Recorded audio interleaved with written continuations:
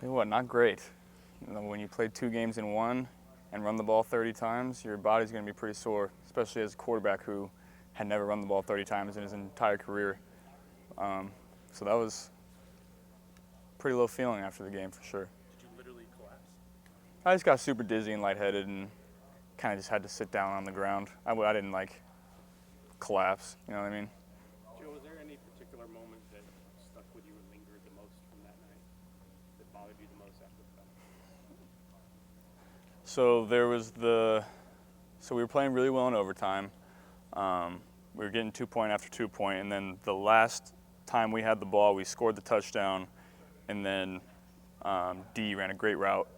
We had him open, and the ball got tipped at the line, and so we didn't end up. We actually still completed it, but he didn't get in the end zone for that 2-point play. So that one kind of run through my head a couple times. If I could have waited a little longer and found the window, so that one came off the field mad because I kind of knew that they were rolling on offense. They were going to go down and score and possibly get the 2 points. So that one kind of runs through my head. What about the stuff that you couldn't control, like some of the reviews and the calls and stuff like that? Was any of that lingered and bothered you? No, not really. We had plenty of opportunities to win that football game, both in regulation and in overtime. So you can't control those things. You can control how you play. Did you see they made commemorative cups with the score and stuff like that on them? No, I didn't see that. You buy a Coke at their stadium, you get a 74-72. Interesting. They're bowl rings. There's a feeling you guys just want to annihilate these guys after last year. How do you go about doing that and keep your emotions in check, I guess? It's just another game for us. We feel like if we play the way we're capable of playing, we'll win the game. But they're obviously, they have 4 losses this year. 3 of those teams have been in the top 5, or in the top 5 currently, and Auburn was in the top 10 for a lot of the year. So their losses are really good losses. They're a really good football team. We're going to have our work cut out for us. There were a couple times in the overtime where they were on defense and Coach O sprinted about 40 yards to call timeout. I'm curious if you saw it, and if so, what do you think of his speed? I don't think Coach O's the fastest person in the world. Not going to lie, I haven't seen it, but I'd have to study that tape before I answer that question. So how many points would this offense score if we played 7 overtimes this year? Oh gosh, 74 is still a lot of points. I can't remember how many we had in regulation. Was it 31? 31? I'd like to think we would have more than 31 this year in regulation. Hopefully that game would have been, hopefully we wouldn't have scored as much because hopefully that game would have been over. So that was kind of the first game that you kind of unleashed you running the ball a lot. I mean, was that kind of the game plan going in, and what do you remember from that one? Yeah, so I came in on Monday, and Coach O called me in there. He's like, we're going to run you this week. I said, okay, I like it. I like running the ball. I like getting hit sometimes. Then we get to the game, and the rushes just kept piling up. I was like, dang, I didn't think I'd get to 30. I think I had 100 yards at the end of the game. First time in college. I didn't think I was going to be running the ball that much, for sure. Coach talked about how he added a 2-point period to Thursday's practice after that game. What's that period like, and just working on and focusing on those specific situations? Yeah, I think we're much more well-equipped for 2-point plays this year. We still have a bunch in our back pocket that we haven't used this year. And our red zone offense has been, one of the best in the country, and that's a tribute to Coach E and Coach Joe working on Wednesday nights, coming up with these concepts. So I think we're much more well-equipped this year because of that period and our coaching staff. You guys have the build up to this game. I guess the feel of it is just kind of like when it was Florida or maybe Alabama. Did that game kind of push this into that kind of hate film, and this is another rivalry game for you guys? I wouldn't say it's a rivalry game. To be honest, I don't know who LSU's rival is because we have so many trophies, and it seems like 4 or 5 times I come and sit right here and you guys say it's a rivalry game. So I don't even know anymore. But this is a big game, chance to go 12-0. They're a really good football team.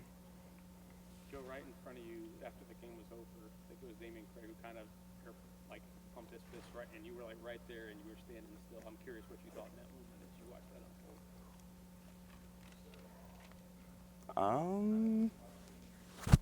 I just thought it was a little interesting. I don't know. I was kind of too tired to do anything, so I just kind of stood there. Hopefully it'll be a little different this year.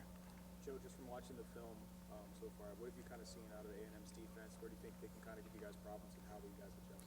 They have some good players up front. 52 is a really, really good player. He's got twitch, he's strong, and their defensive coordinator does a great job of mixing up the looks for me. They have a really good blitz package on third down, and then they'll go to it on second and longs as well. So I'm going to have to be keyed in to reading my keys pre-snap to try to get these blitzes picked up. They do a really good job. That coaching staff, they're good coaches. Coach Adams said today, back to the 2-point plays, that they started pulling plays from the AAF, the spring league. How creative has it gotten, I guess, regarding stuff like that?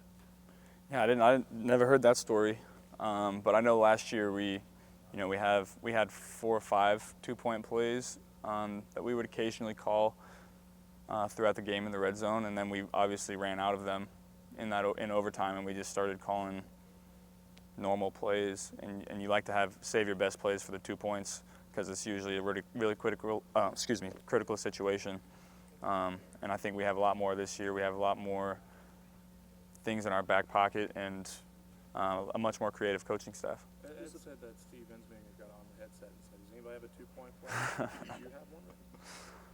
You know, not in didn't have any in the game plan last year for me. I've had some in the past that I've liked, but I didn't bring it up to them because I didn't think we'd be running 7 2-point plays. So I thought we had enough. Do you have one now in your head? I got a couple. To explain a little bit to us, what is the difference between a 2-point play and any particular play? Yeah, so you have your normal red zone offense, and then you have your 5 to 10 or like 5-yard line to 10-yard line offense, and then you have your inside the 5 offense, and it's those plays, but you try not to show them throughout the year because 2-point plays are such a critical situation, and when you're going for 2, it's usually you're either down by 2 or you're trying to make it a 2-score game. So those plays are super critical.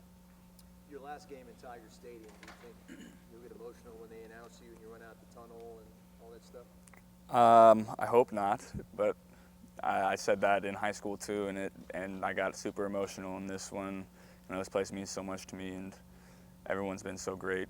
I never could have dreamed that this was going to happen. Just the reception from people in Louisiana, just to an Ohio kid who came here, transferred, and it's been such a great 2 years, and I hope that I can show some appreciation to the fans on Saturday. You're a high draft pick projected, but do you wish you had one more year here? Of course I do. This place is super special. I went up to our trainer and I said, you guys find me a 6th year, I'm coming back. I unfortunately was not able to find that 6th year, so this will be the last one. Adrian said there was a time where you had to tell him to stop joking so much. What do you remember about that, and how often does it maybe happen with him where he's had to maybe take a step back from being a jokester? Yeah, so Adrian I think has come a long way. I used to get really frustrated with Adrian because I felt like he didn't take a lot of things seriously, and this year you've seen a lot of growth with him as far as maturity and understanding the offense.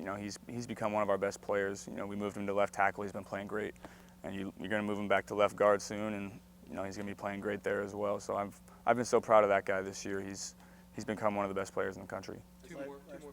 Last year at this time we talked to you about Thanksgiving in Louisiana. You had been here only a short time. Have you learned to get some other things like oyster dressing?